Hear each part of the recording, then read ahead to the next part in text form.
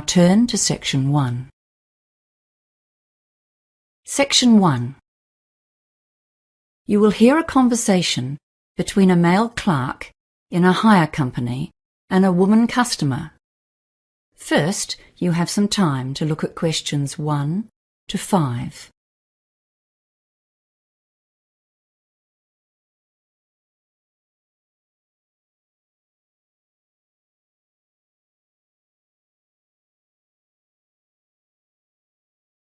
Now we shall begin.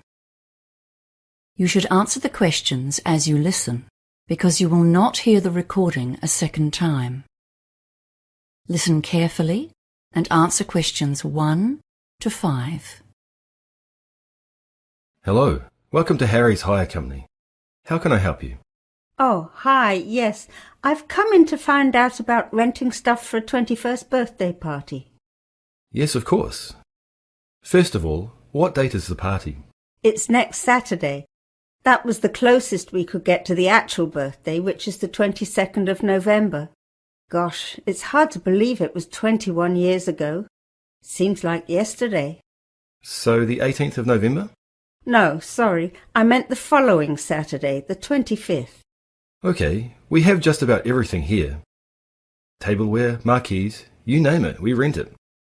What size of event are we talking about here? Yes, that's a good question. We were planning to have about 40 people, but you know how these things grow, and it went up to 60 at one stage. I think it's back to 55 now. Yes, that's right. It was all getting a bit out of hand. Okay, and what kind of catering and entertainment are you having? We can help with entertainment hire too. You know, if you need microphones or a sound system. Oh, that's good. We've booked a catering company and they're providing a meal. It's nothing elaborate, just finger food snacks and then a simple buffet meal. So we'll need all the usual dinner plates and bowls. I suppose 5 dozen of everything. Oh, and knives and forks too, 5 dozen sets. We won't need any cooking equipment because the caterers will do that. And they're providing tea and coffee as well. I see. And do you need any tables or chairs? Well, not tables, because we wouldn't have room for them. But I suppose some extra chairs might come in handy. What type do you have? Come over here and I'll show you. We have a couple of different kinds. We do have the folding wooden ones, like these. But the most popular ones are just those stackable plastic garden chairs. We rent a lot of those. Yes, the plastic ones look great. Maybe 40 of those. Okay. I'm making a list here as we speak. Was there anything else? Oh, do you want small or medium glasses? People generally want both sizes. Yeah, better get both kinds. 4 dozen of each. And what else? The caterers are supplying a punch bowl, so that's okay. Oh, I know. What about 6 ice buckets for keeping the drinks cold? We're providing all the drinks because I have a friend who's helping us with that. I suppose this is going to get very expensive. Before you hear the rest of the conversation, you have some time to look at questions 6 to 10.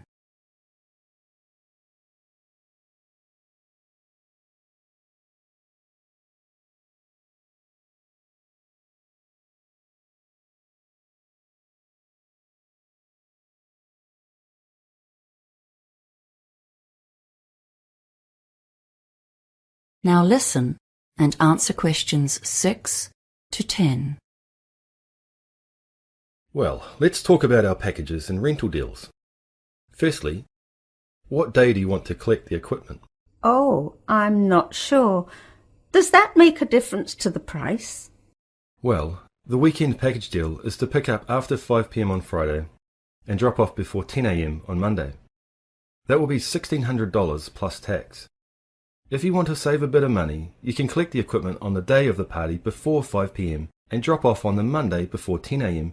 and that will be $1,350 plus tax. That's called the same day package. Your party numbers come between our small and medium price packages, I'm afraid. So in fact, you could rent a few extra of everything for the same price. I see. Well, we're not inviting more guests. I think we have quite enough already. Are there any other hidden charges with those packages? No, not really. But if you want us to drop off and pick up at your house, there is an extra home delivery charge of $50, provided you live within 10 kilometres of here. Oh, and if you want to take out breakage insurance, that's a $60 flat fee. Otherwise, you pay for every item you break at the replacement cost. Wow, so how much is that then? I bet that soon adds up. Well, yes, it does a bit. Let's see. Tableware is $3.55 a piece, small glasses are $3.50, and medium glasses are $4.40. Oh, and if you break a chair, they're expensive, $15 each. And you'll be surprised what happens when the party gets going. Yes, insurance sounds like a good idea. And I think I'll take the weekend package deal, thanks. It's much more convenient, isn't it? And not much more expensive.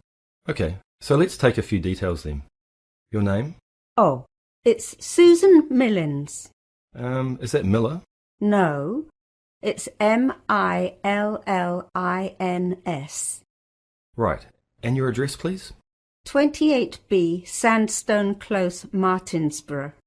And just to confirm the order, the medium-sized party weekend package with breakage insurance. And did you want to collect this yourself? Yes, thank you.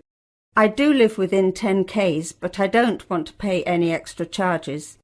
I'll get my son to help me. Okay, we'll need an emergency contact number, just in case anything goes wrong. Oh, and credit card details, of course. Oh, yes, of course. The phone number is 084-398-7695. Okay, thank you. And now the credit card. That is the end of section 1. You now have half a minute to check your answers.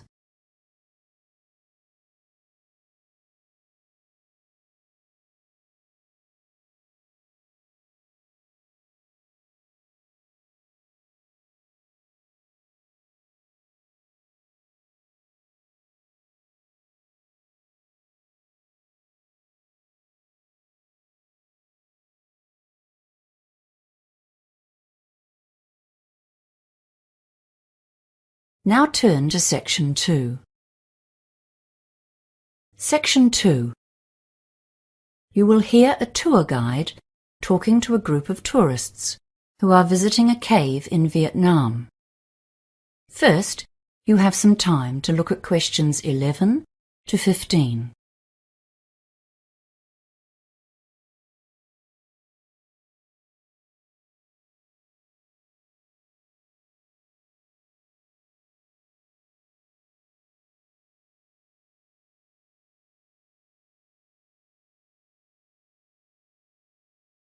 Now listen carefully and answer questions 11 to 15.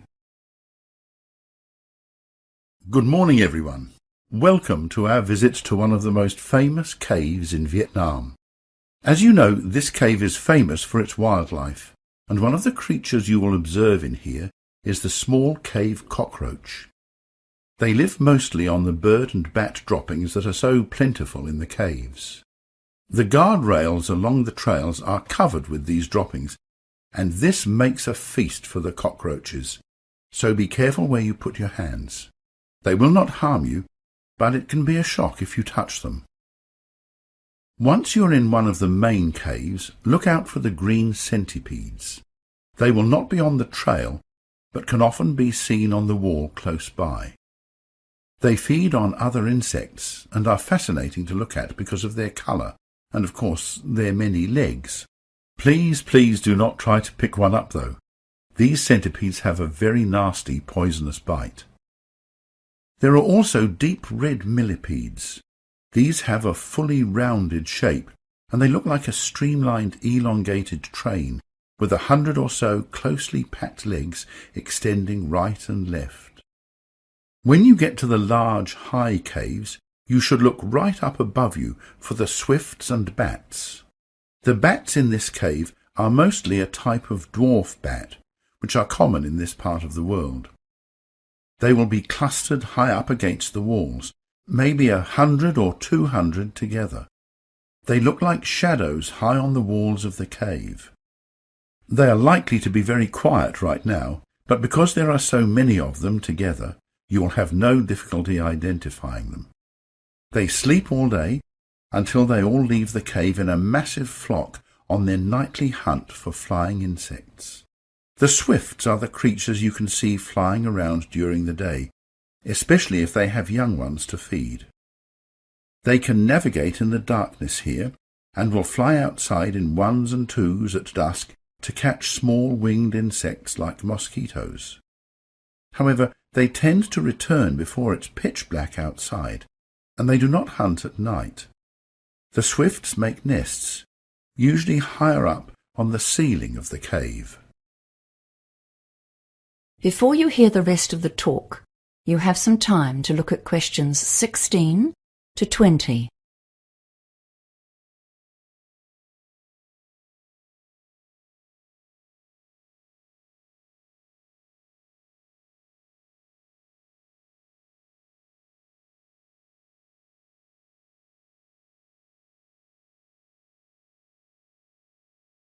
Now listen and answer questions 16 to 20.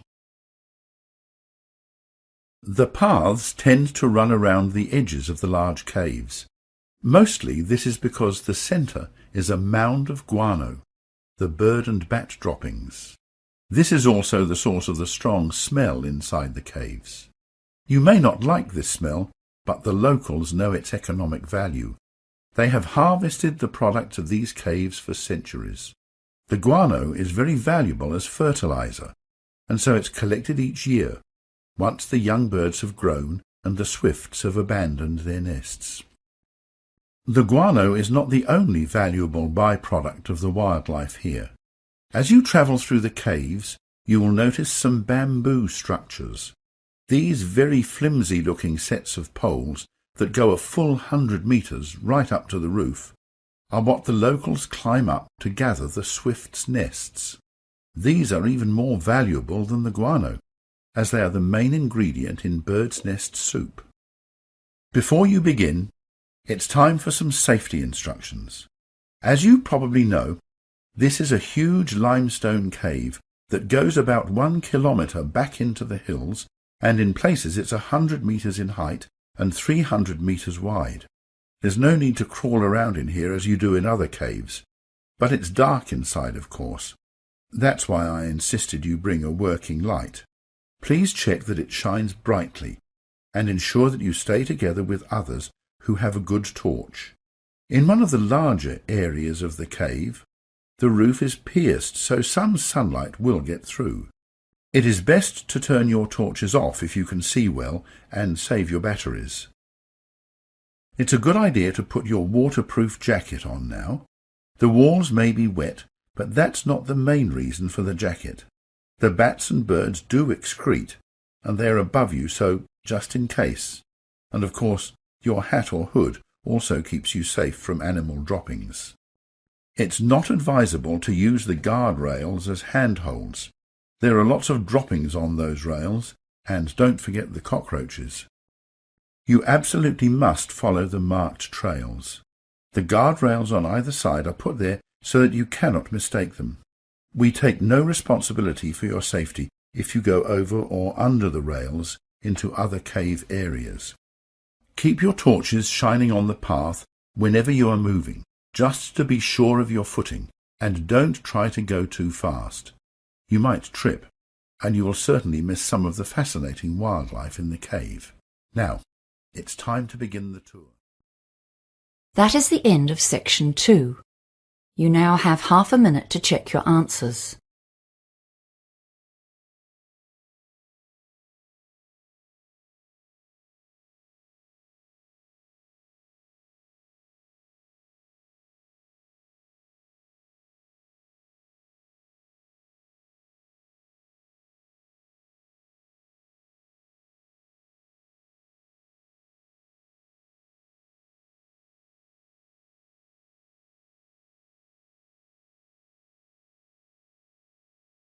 Now turn to section 3. Section 3. You will hear a conversation between a student called Mary and her tutor, Mr. Hadstone. First, You have some time to look at questions 21 to 25.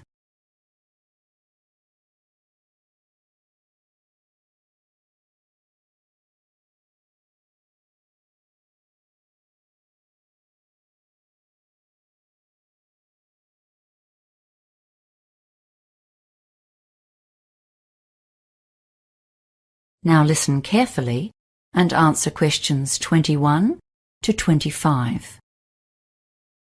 Hello, Mr. Headstone. Is this the right time for our meeting? Yes, it is. Thanks for coming in at such a late hour, Mary. I know you've had a busy day studying and will be keen to get home. And thanks for volunteering to run this project. It's going to help you develop and practice skills needed by teachers today. Field trips are getting more and more a part of school life. So as a student of education, it'll be wonderful training for you. It's really a great opportunity. We did loads of field trips at school, so I've got a good idea of what sort of things we could do. I expect so. But we're here to go through the basics of planning one, and the trip leader carries a load of responsibility. Right now, you're focusing on activities, but your main job is to consider the dangers and come up with ways of countering or avoiding them. There are lots of government regulations you won't have been aware of on your school trips, but they're just a guideline for your own planning. Some of those school trips you went on would have been pretty adventurous, right? Yeah. Okay, and your plan needs to be tailored to the kind of trip you're doing. On a well-planned and successfully led adventure trip, we don't often hear of problems, even though sometimes there's bad weather, for example, that a school party has managed to combat. That's because the leader created a well-thought-out hazard management plan. Ah, I thought I'd just be taking my mates out on a trek. Now it's all paperwork. Yes, well, that's why I called you in. We'll work on this together over the next few days. I just wanted to give you a heads up on what you'll need to think about. There are some aspects that every trip needs to consider. What do you think they might be? Well, heavy rain or high winds, I guess, and any dangers in the terrain? Yes, we call those the significant factors. And another important one is the makeup of your group. But you don't need to go overboard. There are some kinds of hazard that you won't need to think about at all. Things like hurricanes, earthquakes, radioactivity, or major diseases such as cancer. The official name for those is unlikely events, because they almost certainly won't happen. Before you hear the rest of the conversation, you have some time to look at questions 26 to 30.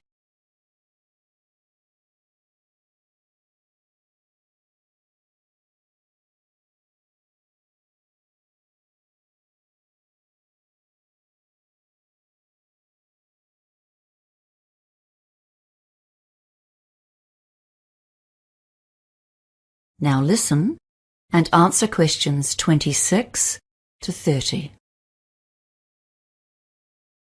Okay, so let's consider the hazards seen as most likely on a field trip into the countryside.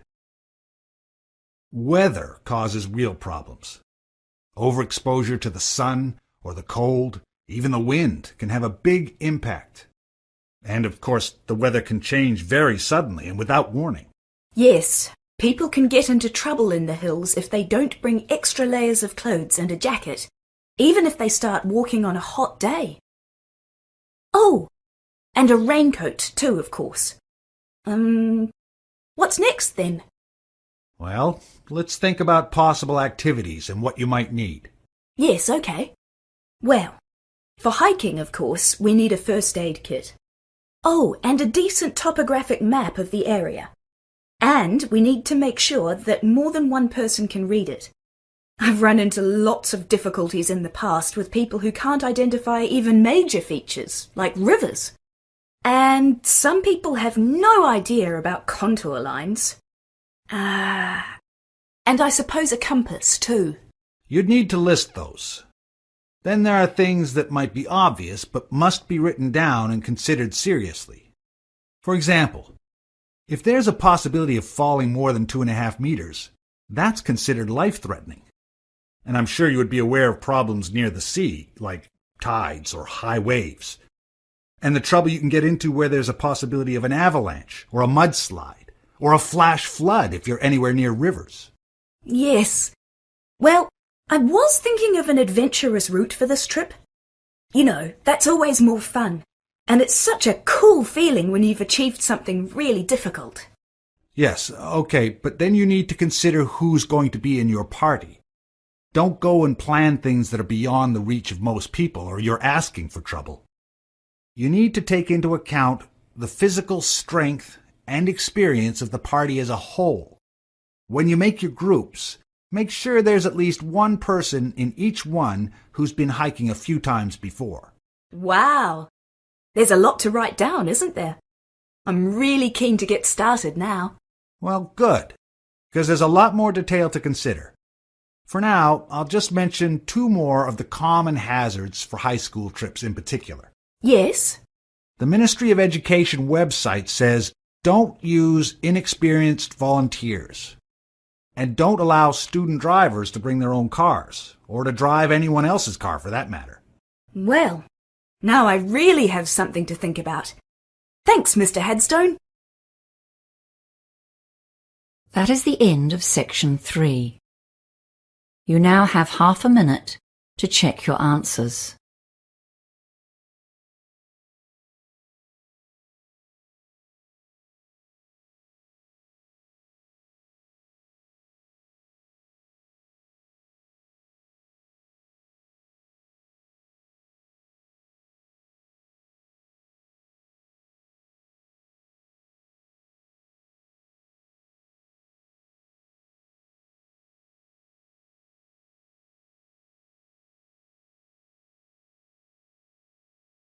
Now turn to section 4. Section 4. You will hear a lecturer giving a talk on cochlear implants. First, you have some time to look at questions 31 to 40.